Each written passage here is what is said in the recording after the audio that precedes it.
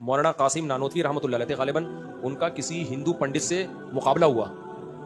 ہندو پنڈت نے کہا کہ میں یہ پوری دیگ کھا کے دکھا دوں گا. پوری دیگ انسان کے معدے میں آ سکتی ہے؟ نہیں. اس نے کہا لیکن یہ معجزہ ہوگا بھگوان کی طرف سے, آپ بھی دیگ کھا کے دکھاؤ. اگر میں نے یہ دیگ کھا لی تو اس کا مطلب بھگوان کس کے ساتھ ہے؟ میرے ساتھ ہے نا, کہ اتنے سے پیٹ میں پوری دیگ آ گئی اور مرا نہیں میں. اور اگر آپ نے دیگ کھا لی تو اس کا مطلب بھگوان کس کے ساتھ ہے؟ آپ کے ساتھ. یہ دیگوں کا مقابلہ کرتے ہیں, جو دیگ کھا گیا وہ مناظرہ جیت گیا. پتہ نہیں مولانا قاسم نانوتوی تھے, کوئی اور بزرگ تھے, مجھے نام یاد نہیں. اب وہ بیچارے سوچ میں پڑ گئے, یار دیگ کون کھائے گا بھائی, کیا خیال ہے بھائی. کافی دیر سوچنے لگے دیکھ تو بیچاروں کو ویسے ہی روزہ رکھنے کی عادت تھی.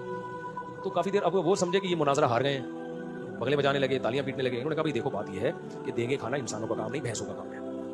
بھینس کو پورا چارہ دیگ بھر کے دو نا, کھا جائے گی, پھر دو اور مانگے گی. تو یہ کوئی کمال کی بات نہیں. کمال کی بات ہے خواہشات پہ کنٹرول کرنا. کھانا کمال نہیں ہے, کھانا پڑا ہوا ہو اور نہ کھانا